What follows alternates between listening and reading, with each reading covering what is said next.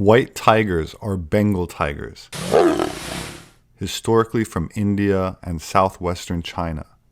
They're not albino or their own separate species, as many people think, but occur when two Bengal tigers that carry a recessive gene controlling coat color are bred together. The white tiger is associated with Taoism, as it's a symbol of yin or feminine energy, while the green dragon represents yang or male energy. In esoteric tradition, the yin or goddess energy is the eternal love that flows in everything. According to the mystery school teachings, the pyramids of Egypt were never without a woman, since she was the vestal that initiated the great masters. In ancient Greece, the Temple of Delphi was never without a woman, as the high priestess of the Temple of Apollo served as the oracle. The eternal feminine was worshipped as Isis by the pharaohs, Astarte by the Phoenicians, Sibyl on the island of Crete, and as a goddess by many other names. According to Kabbalists, the Hebrew word for God in the Bible, Elohim, is plural and means goddesses and gods. In this context, any Abrahamic religious interpretation that omits the goddess is half atheist, ignoring the original esoteric meaning. When we see an image of God depicted as a male, or father in the sky, traditionally associated with thunder or rain, we must remember that the rain inseminates the Mother Earth, called Gaia in Greek mythology, facilitating new growth, flowers, and fruits. So both male and female aspects are present in nature. And in Taoism, the tiger is associated with the Mother Earth, and therefore yin energy. So it's absurd to suppose that only the male can reach the intimate state of self-realization.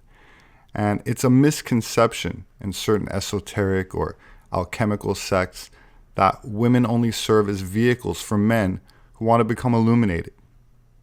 That said, I was asked by one of my Patreon subscribers if I could elaborate on the female aspects of energy cultivation. If the woman is the vehicle for the man, through which he can awaken his energetic centers, then it's only logical that the man is the instrument, the mediating vehicle, through which the woman can also facilitate a spiritual awakening. Which brings us to the subject of white tigress Tantra, or the alchemy of yin, or water.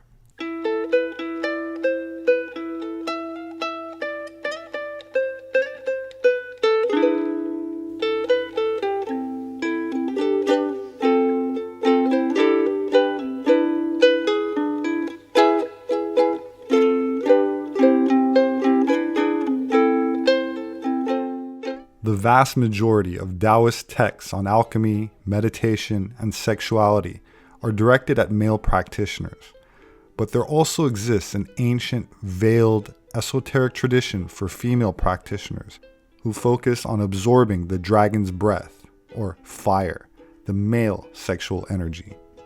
In the context of Taoist sexual and spiritual practices, water often symbolizes the flow of qi, a term that literally translates to air, water, vapor, or breath, but implies the refined and rhythmic life force energy that permeates everything. In Taoism, energy and matter are one and the same. That said, the practice of internal alchemy teaches one to harness, amplify, and transmute qi into shen, which is spiritual energy.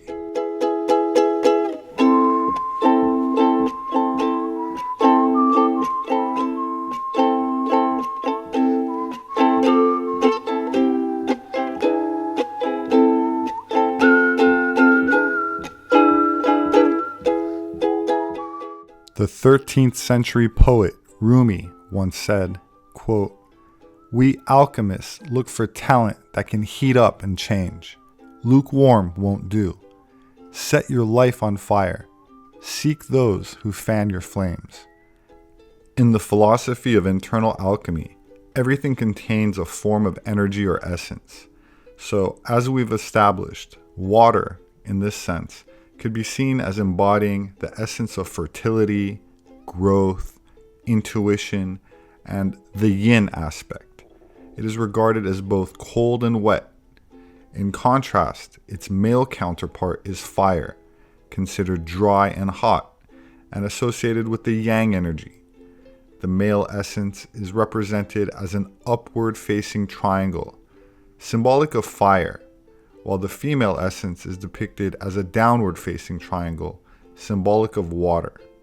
When combined, they make a six-pointed star, also known as the hexagram, which when overlapping has 7 internal compartments, as 7 is a sacred number in geometry associated with creation, union, and divine perfection. The Pythagoreans, for example, believed that the number 7 was a union of the physical and the spiritual, and therefore had special spiritual properties. This ancient magical symbol, sometimes referred to as the Seal of Solomon, predated all Abrahamic faiths, as its use as a Jewish emblem began in the Middle Ages, passed on by the Knights Templar, who were Kabbalists, founded in the year 1118 and dissolved in 1312. Much of their guarded esoteric knowledge re-emerged as Jewish mysticism with the publishing of the Zohar in Aramaic after the 13th century. The original Kabbalah, according to occult authors such as Madame Helena Blavatsky and 33rd degree Freemason Albert Pike, was passed on to the Knights Templar in Jerusalem, originating from Greek, Egyptian, and Chaldean mystery schools, retained in certain Islamic Sufi secret orders, but ultimately stemming from the ancient pre-Babylonian Aryan Magi, where we get the term magician from. The Shakya clan of India, to which Gautama Buddha belonged, called Sakyamuni, or sage of the Shakyas, were Sakas, or Scythians, an Aryan people that historically inhabited the northern and eastern Eurasian steppe, Tarim Basin, and eastern Iran and India during the 9th century BC to 5th century AD, the time frame that Gautama lived and Buddhism began to spread. The pre-Buddhist and pre-Taoist philosophy did not involve worshipping external statues, but instead had to do with attaining higher states of consciousness through mystical esoteric practices, which after the 1st century became known as Tantra in both Hinduism and Buddhism, but influenced other traditions such as Jainism, Japanese Shinto, Tibetan Bon, and Taoism. Shaktism is another denomination popular in India which venerates the goddess and encompasses various tantric sub-traditions, but for now I'd like to focus on technique. One of the Taoist practitioners that teaches internal alchemy is Montauk Chia, largely responsible for popularizing sex energy cultivation to a modern Western audience. In this short clip, he discusses female energetic activation. I've been teaching this for 45 years, and we have many instructors around the world. Now, for women, as we talked before, you also see that the nipple connecting to men are all the glands in the system. And this is what the Tao believe that. The Westerner, they also can start to see the link, and energetic link, and the mind link to all the hormone. So when we actually activate, you just rub the hand warm, feel the hand have chi, and rub on the nipple, and you feel the nipple activate. When the nipple activate, if you use your mind link, because you believe the body, the brain, the nervous system have link to everywhere. So if you put your mind link down to the uterus and down to the ovary, now you activate them. And the Tao believe that you make them stronger, healthier, and they started to producing more hormone for lady. That's what we need. Okay, and now they are linked from the nipple into the adrenal gland, and that's we call the adrenal, the kidney, and the sexual organ, the gonad. That is the whole package of very important in the Tao. They are producing life force. So we believe that in the Tao said the breath is the one that gives us the sexy energy. Actually, the breast or the nipple is connecting to the glands and connecting to the sex gland. So the Tao believe that if we massage the breast and you're working with the nipple, now the nipple will reactivate we call 9 flower. So we have 1 flower in the nipple, 2 flower, and that is connecting to all the sexual hormone. And from there, it going up into connecting to the thymus gland, to the thyroid, parathyroid, and to salivary gland. That's why we are a lot of saliva come out, and up to the pituitary gland, thalamus, hypothalamus, and the pineal glands. So this nipple in the Tao discovered they're connecting to so much gland, especially the sexual hormone gland, especially the clits. So when you activate this, you can really feel the clitoris activate. So when you work with that, you can feel all the sexual hormone, and you feel, and later on when you work on them very well, when you make love, when you feel it, or a little bit stimulation, you can feel the whole hormone system stimulate. So it's like a beginning process of activating and revitalizing the entire endocrine system. Right. Another way to articulate this is that to activate and arouse the feminine energy, whether solo or with a partner, one should start with sufficient foreplay. While Montauk has made the case for physiological and neural connections that link to the breast, I would add that it's important to establish the proper psychological conditions for cultivation as well, which starts with creating a safe environment, and if you have a partner, first establishing a closeness through playful and stimulating conversation, intimate eye contact, and an unrushed romantic ambiance before even starting with any tender caressing described by Master Chia. That said, the next clip is of one of Montauk's female students, Saida, from a show hosted by Alan Steinfeld, who I met recently at Contact in the Desert, with the full interview available on his channel called New Realities. Welcome to New Realities. My name is Alan Steinfeld, and on this program I'd like to explore the evolving spiritual potential that we're coming into on this planet, and that includes many aspects of ourselves.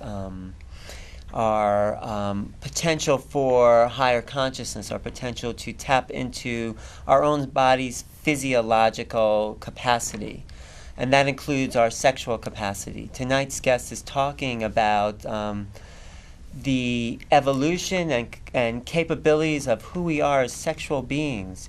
She's been trained with Montauk Chia. She's developing her own school of Jade Goddess work. Her name is Saida. So thank you for being here today. Thank you, Alan.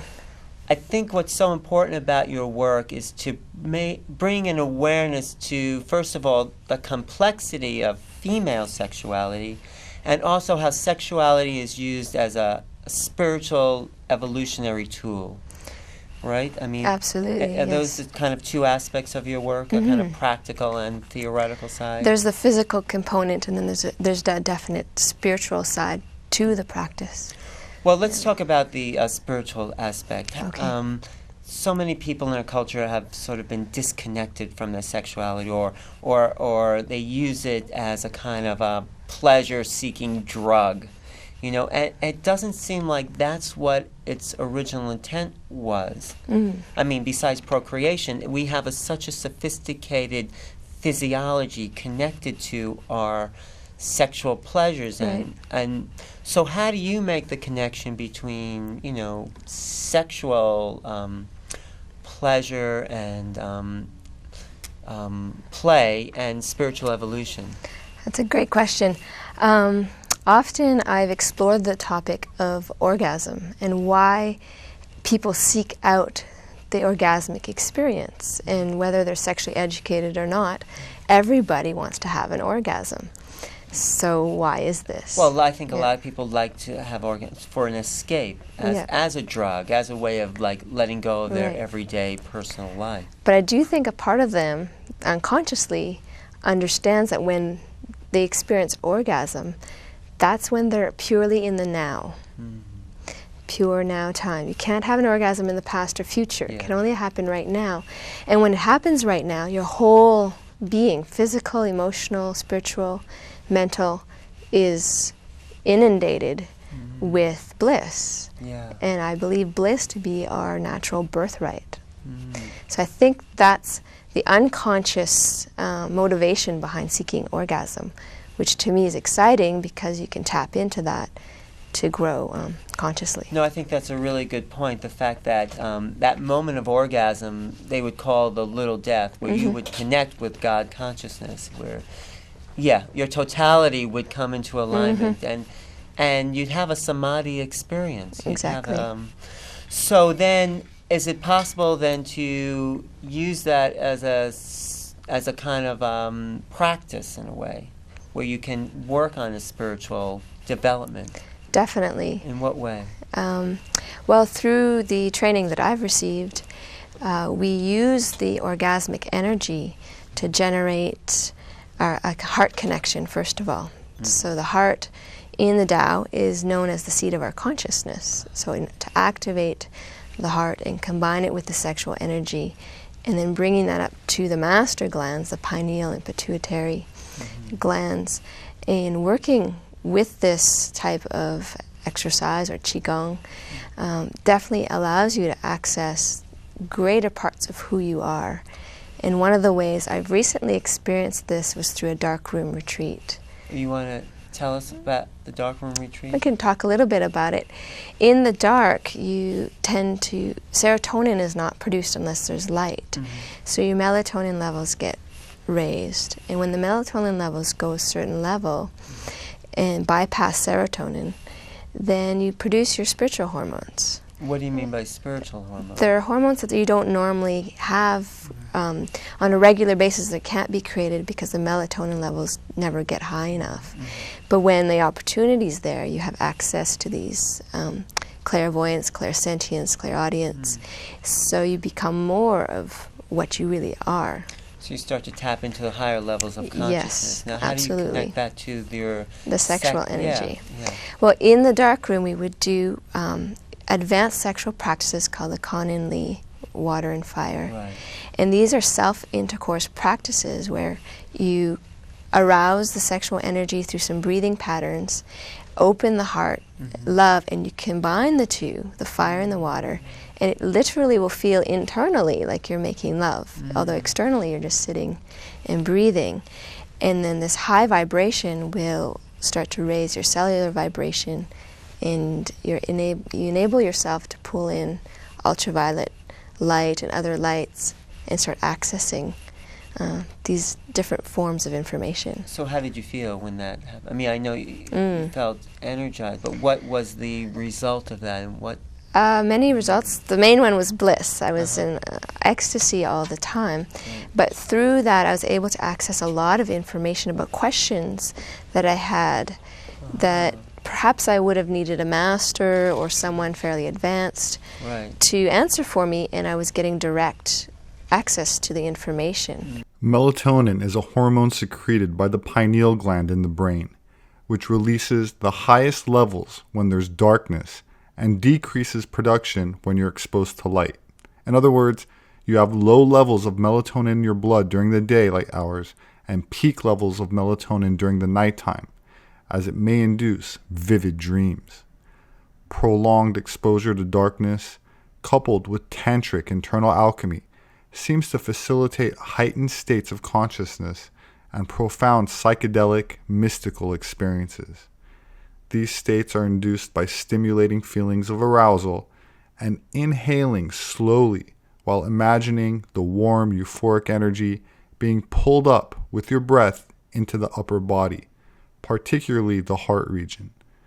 The tingling sensation then transforms into loving waves of bliss and compassion, which can then be further mentally directed upward toward the forehead and crown for deeper internal insights and realizations. I mean, in the practices I've done, you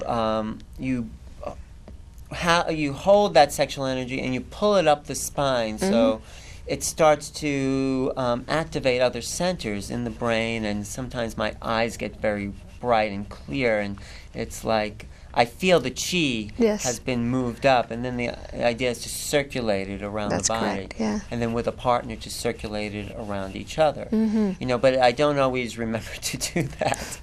How can I remind myself, like, you know, that's the thing to go for? I mean, well, the practice you just described is the microcosmic orbit, and that is a foundational base practice. Whether or not you choose to follow the path of enlightenment through using your sexual energy, I recommend everybody, whether it's a corporate setting or my sexual classes, to do the microcosmic orbit. Right. It balances the body, and it does blend the raw physical energy into higher brain energy and brings them together. So it's a very vital practice for people. I think, you know, that's a good way to start out in the way of initiating a kind of cultivation of sexual energy and sort of just going above pure pleasure seeking, you know. And then to understand what I think is so valuable in your work is the complexity of especially female sexuality. You know, you were talking when I heard you lecture on the 3 types of fluids. So can you just talk about how, you know, most men aren't really aware of how complex a woman is, unless they had to deal with them emotionally. You know. But physiologically, women are very complex. So can you just talk about the totality of that? I mean, in the Tao practice, women are yin, which means water, and water comes in many forms. It can be mist, it can be rain, it can be snow, it can be ice. And fire is fire. There's flames, and that's pretty much fire. And that's the yang energy. So speaking of water, yin essence, the female genitals, when aroused, becomes very wet, and there's all kinds of waters, and they're all seen as sacred and like elixirs. So mostly what happens when women don't experience this is sexual activity tends to be not enough time is given to a woman to really honor her body and take time to really activate her and be with her. And so a lot of times, I think intercourse is now about between 2 to 10 minutes maximum in length. 2 to 10 minutes. Yeah, and still as an average. And that hardly gets a woman started, right? No, I mean, especially if there was no foreplay or anything like that. In addition to proper foreplay and energetic arousal, are ancient tools to help increase sensual desire and function, such as the jade egg, which goes back at least 5,000 years in China to the time of the Yellow Emperor, whose empress and royal concubines used jade egg practices for youth, erotic prowess, and feminine vitality. These are your jade eggs, okay. Yeah. And what is this for? So the jade egg is part of the jade goddess practice and also the Tao practice. And there's multiple levels of why we would use one. On a pure physical level, the pelvic muscular health is enhanced using the jade eggs because you're constantly working out. So you put this inside you? Inside the vagina. And then what would you do with it? You practice sucking it in first, getting the muscles to learn to do that. And then you move it up and down. You can learn to flip it around. In your vagina? Yeah. You can do all that? Yes. That's incredible. and you learn to squeeze above and below and the egg itself. In very advanced practices, you lift weights with it. You lift weights? So you attach a weight at the bottom. At the end, hanging outside the body. Yeah. And then you just pull it up and pull it down. Yeah. Wow. And then... So that's the physical side of it. Then there's the emotional part of it, where the reflexology of the vagina affects the whole body. You mean there's points on the vagina? Yeah, within the vagina. That connect to the whole body. That's correct. And I'm sure on the penis as well. That's correct. Yes. Yes, absolutely. So with the egg, then you'd stimulate certain points in the vagina that would also have a reflex in the body. Exactly. Oh, very So you work directly with the organs, and the Taoists believe that our emotions originate from our organs. Right. So that's how we do emotional healing work, Right. utilizing the power of our sexual energy. But also the jade egg is the penis is then able to have all the thrills of a jade egg practitioner, right? Yes. I mean, you'd be able to do As all those. on a physical level, a woman's better able to pleasure her partner and pleasure herself. Right. Because the more she can have dexterity and suppleness and strength in her vagina, the more she can experience greater pleasure for herself and her partner. And so then what do you recommend for men to kind of, as a parallel As to a that? parallel Well, exercise. sort of, I guess, contracting the perineum and Using- lifting weights. And Yeah, there's a whole other male practice Yeah. that comes with the and training. In solo energy cultivation, as well as with a partner, Kegel exercises become essential. Kegels involve tightening and then releasing the muscles in your pelvic floor to strengthen them. There are 3 different muscles that are worked on separately. The first is the one used to stop the flow of urine. Of course, you do not exercise this while you are peeing. The next is the perineum. You can look that up if you don't know what that is. And finally, the rectum. Each serves a different purpose in generating and or withholding vital energy in, but it's not in the scope of this presentation to go into it in further detail. Then on a spiritual level, Yeah. so first we do very gross level practices, meaning physical and Right. pulling up and down and movement, and then we get more and more subtle, so more on the spiritual end of things, the esoteric side, is we learn to feel the actual sexual chi. So we tap into the ovarian chi, we tap into the aroused chi, and women can actually experience orgasm simply by visualizing the chi spiraling in their vagina, and they'll start to have an orgasm. So that's a level of orgasm that most people don't know they have or could tune into. Well, couldn't you then just tap into someone you've met and kind of tap into their sexual energy and start to experience it that way through that air, through the vagina and through what they call the chakra down in the uterus? Can I experience them, or can they No, experience? can you experience other people by tapping into? I'm very sensitive, yes, so I can definitely feel other people's energy movement in their body. I've worked with couples and with individuals where I never touch them, it's clothes on, but energy can be generated because I can direct it from a distance. You for project them. your sexual energy, would you say? Yeah, life force energy, sexual energy, life force energy, and I allow, I call it juiciness or succulent energy to come through and just simply activate the individual. So And then they're able to take that energy and work with it's their really partner. their own energy. So if you understand how vibration works, if you have something vibrating very quickly next to something that's slow, the slow one's going to start to pick up, like boiling water, for instance. It starts to vibrate faster and faster and faster. So that's what happens when, if I come near you and my chakras are vibrating very high and I actually send that frequency to you, your energy system's going to go up. So your energy will start to vibrate at that level and you'll experience that. So it's not me and it's not you. Sympathetic resonance is the process of picking up and absorbing another person's energy or vibe. This vibratory concept can be visually demonstrated using tuning forks and a ping pong ball, where a passive vibratory body responds to external vibrations to which it has a harmonic likeness.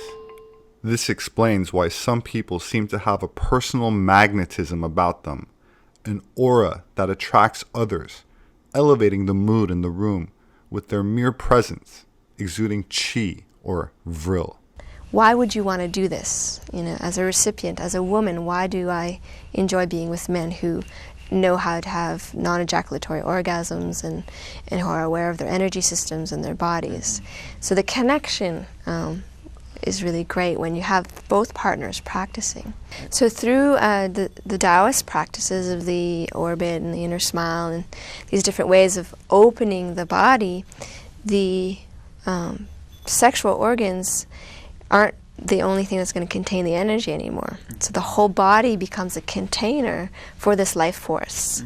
And every cell then becomes a part of it, which for me defines more what omni-orgasm is. Yeah, what's omni-orgasm? Well, probably some people have heard of multi-orgasm. And multi-orgasm just means many.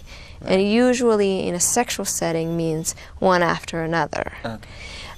Omni-orgasm basically just means all orgasmic or all orgasm. Like all the time. You're always orgasmic? All meaning all the time, but also meaning more, it's not related to just my genitals. It's not related just to male-female interaction or human interaction.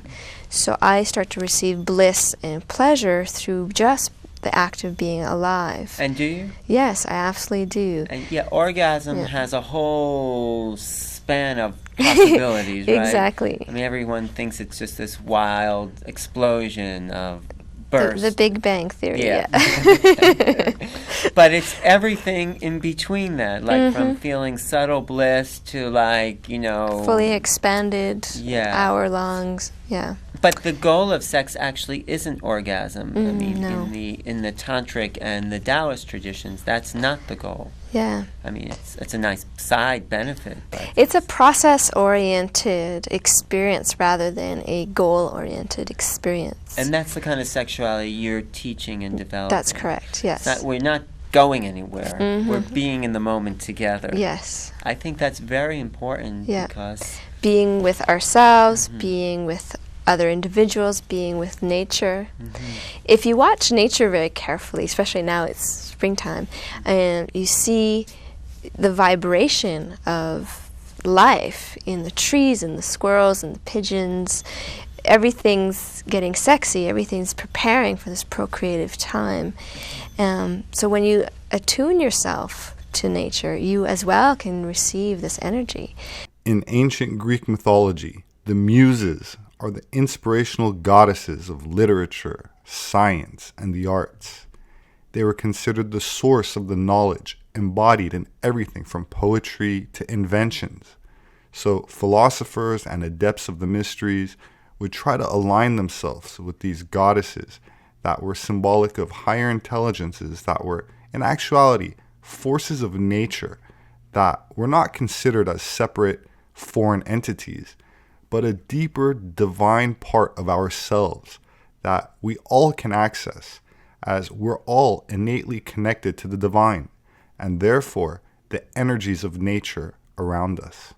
That's an amazing capability. I would think it's possible for everyone to have that. We're wired to do that, yeah. We are wired to do that, but somehow we've so disconnected from that potential. So if we see something beautiful, we say, oh, isn't that nice? And we don't really feel it. It's a visual stimulation, but then how do we bring that into our physiology? Right.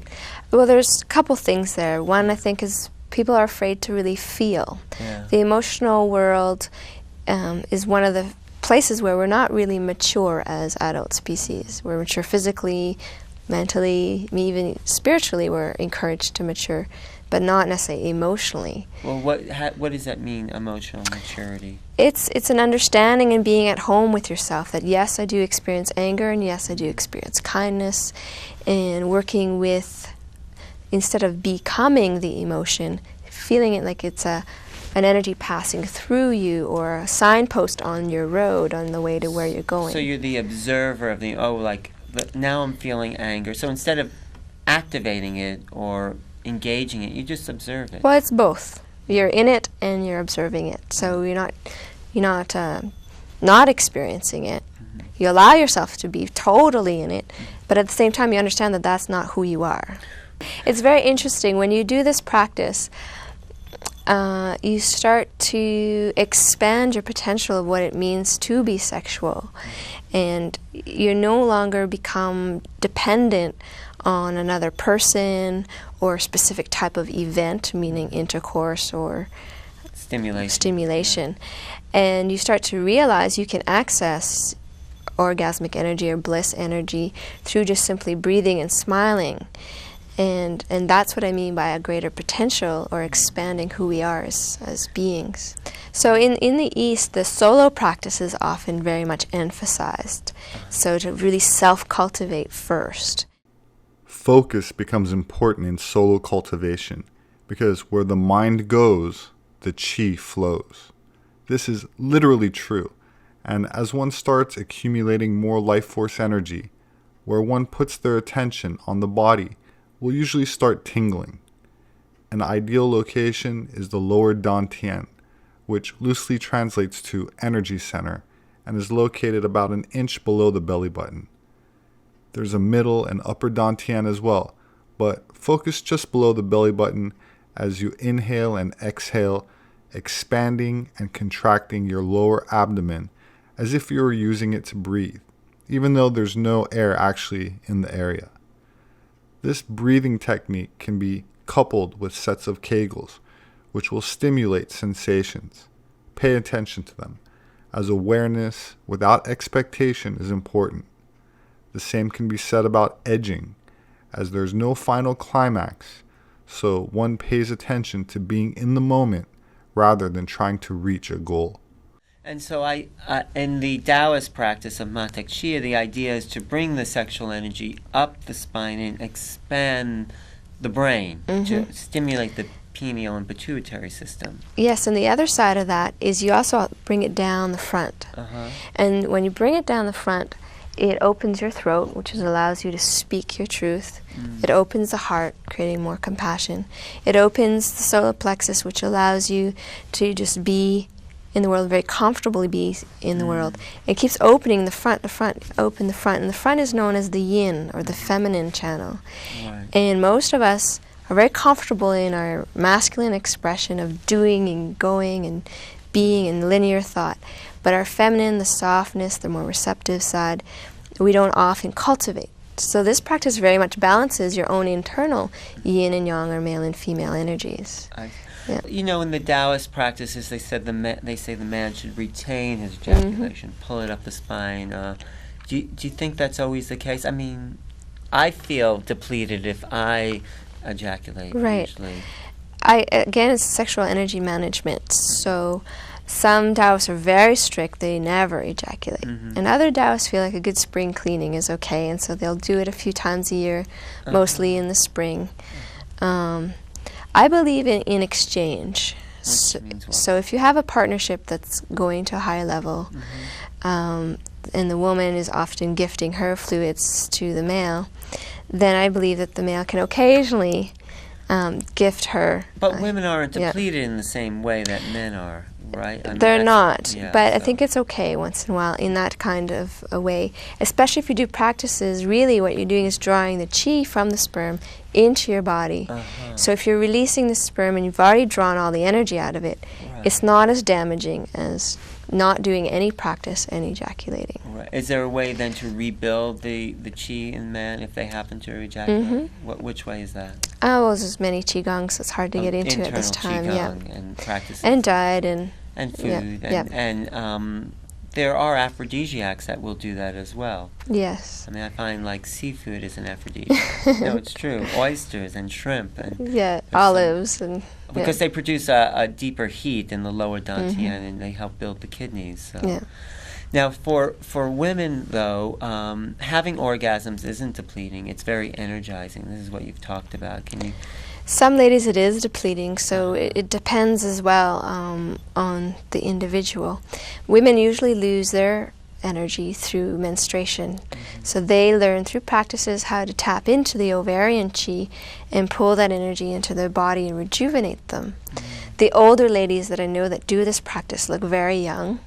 They haven't gone through the traditional sense of menopause. They're still juicy. They're still Could they alive. then start to then menstruate if they wanted to? Master Chia has known women who've done practice that have brought their menstruation back even up to 65 years of age. And would they be able to conceive a child Yes. at that? They would. Yeah. because they've held on to the chi. Well, even if you stop menstruating, it doesn't mean that the eggs are gone. Uh-huh. Yeah, it's just the hormones have changed. Well, people say that women really deplete their energy through childbirth. That you lose a lot of chi that way. Is that your understanding as well? Yeah, all the best energies go to the child. So the more children you're pregnant with, the more you're draining your own body, because it all goes, the fetus gets the creme of the creme of everything. So. Well, that's why when I talked to Matak Chia, he told me he was building an immortal child out of his own essence. Is that something you're practicing as well? Absolutely. Can you tell me? Yeah, it had to do with the last session we talked about the Kan and Li practices. Right. And these are the self-intercourse practices, they're inner alchemy practices. And within that, you do create this immortal child or immortal fetus. And it comes from the union, the male and female energies in your body make love, and from that union there's an energetic child or fetus that's formed, and then you develop and grow it through your loving attention, through your meditation. Do you feel this fetus now? I mean, have you developed that yet? If you can, I can. The thing that happens though when you're an early practitioner, if you don't continue the practice, it just dissolves, and then you have to go and recreate this experience. As you get more advanced, it stays. And then when you give birth to the immortal child, it's kind of a spring of enlightenment, and it gives birth eventually to your spirit body. And the Taoists believe that you can become immortal through, at the time of death, taking your conscious self, putting in the spirit body, and then you consciously keep existing. Right. And I think that's possible. Yeah. I know that's possible.